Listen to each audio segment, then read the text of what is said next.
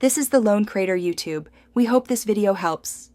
You begin by making the machine safe. Disconnect power and bleed the tank fully. This prevents stored energy accidents. Next, remove the compressor cover and label hoses so you know where each line returns. You should inspect the cylinder head and valve cage now, because early detection of scoring or debris saves time later. Once done, loosen retaining bolts in a cross pattern. That prevents warping. Make sure to keep fasteners organized by their original hole, and note any damaged gaskets for replacement. You now remove the valve plate assembly and spring stack. Handle reeds gently to avoid bending.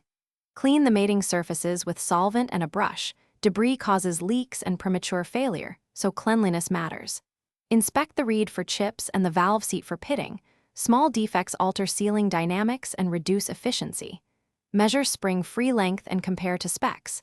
Weaker springs change resonance and affect pressure.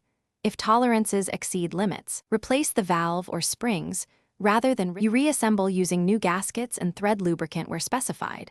Torque bolts in the same cross pattern to the manufacturer's value to ensure flat sealing.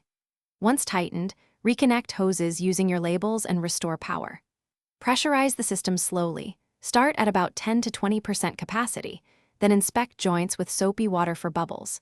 If performance remains poor or you hear knocking, shut down and recheck valve seating and spring preload. Misalignment or a weak spring is the usual culprit and is fixable without full teardown. Thanks for watching. Consider subscribing if we helped you.